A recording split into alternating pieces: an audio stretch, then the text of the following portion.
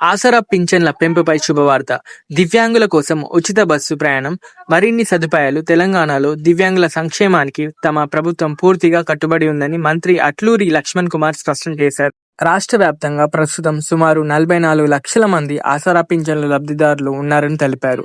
ఎన్నికల హామీల అమలు లక్ష్యంగా ఆసరా పింఛన్ల పెంపుపై ప్రభుత్వం గట్టిగా కసరత్తు చేస్తుందన్నారు.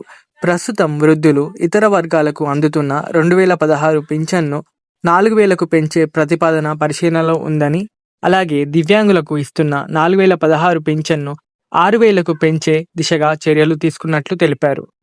పెన్షన్ల పెంపుతో పాటు దివ్యాంగుల జీవన ప్రమాణం మెరుగుపడేలా మరిన్ని కీలక సంక్షేమ త్వరలోనే అమల్లోకి రానున్నాయని మంత్రి వెల్లడించారు. దివ్యాంగులకు రాష్ట్ర వ్యాప్తంగా ఉచిత బస్సు ప్రయాణ సౌకర్యం, అంధ విద్యార్థుల కోసం ప్రత్యేక డిగ్రీ కళాశాలల ఏర్పాటు, అలాగే వీల్ చైర్లు, వినికిడి యంత్రాలు, సహాయక పరికరాలను ఉచితంగా పంపిణీ చేసే పథకాలను ప్రభుత్వం అమలు చేస్తుందన్నారు. ఈ అన్ని చర్యల ద్వారా దివ్యాంగులు గౌరవంగా జీవించేలా ప్రభుత్వం ముందుకు సాగుతుందని మంత్రి అట్లూరి లక్ష్మణ్ తెలిపారు. ఈ సమాచారం మీకు ఉపయోగపడితే లైక్ చేయండి. మరిన్ని అప్డేట్స్ కోసం సబ్స్క్రైబ్ చేయండి. ఈ నిర్ణయం మీద మీ అభిప్రాయం ఏంటి? కామెంట్ చేయండి. Thank you for watching.